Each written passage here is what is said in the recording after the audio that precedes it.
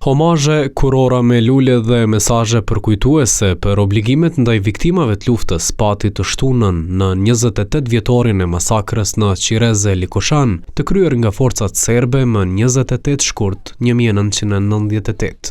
Kjo konsiderohet si masakra e parë në luftën e fundit në Kosovë. Kryeministri Albin Kurti kujtoi viktimat nga ky krim i luftës. Kur u vra 20 martir, në mesin e tyre ishte edhe gruaja shtatzën muajin e 7 Rukia Nebiu, 27 vjeçare, e cila më prehere kishte vajzën 3 vjeç që e takuam sot këtu. Por u vran shumë të familjes Ahmeti, Sejdiu, pastaj Behrami, Fazliu, Rama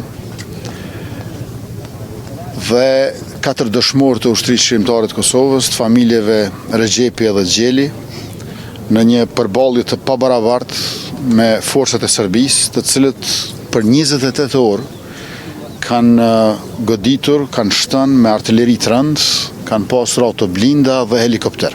Kjo dhe gjithë ngjarjet e tjera të dhimbshme të popullit, sipas Kurtit, shërbejnë si përkujtim që Kosova e sotme të forcohet.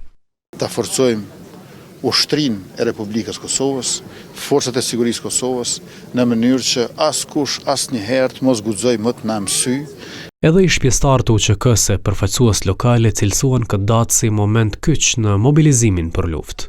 Kryetari Skënderajt Sami Lushtaku tha se ajo ditë shënoi kthes në vetdijen qytetare. Ka qenë një ditë për mua dhe për shumë bashkëkombasit e mi, një ditë tepër e errët, po që ditën që ka ndodhur masakra këtu, mendoj që ka fillu edhe vëdësimi i qytetarëve, po besoj që kanë kuptuar që me Serbinë nuk ka as jetesë.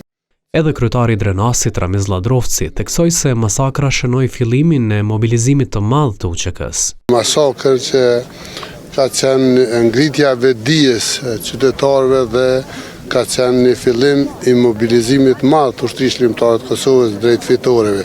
Të shtunën u bën 28 vjet nga fillimi i luftës në Kosovë, e cila nisi në fshatrat e Drenicës, Likoshan e Qirez, ku te vendi i quajtur te Trelisat, u zhvilluan luftime mes UÇK-s e forcave serbe.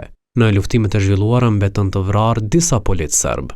E si pasojë e kësaj, forcat e armikut rrethuan të dy fshatrat ku ekzekutuan civil të pafajshëm.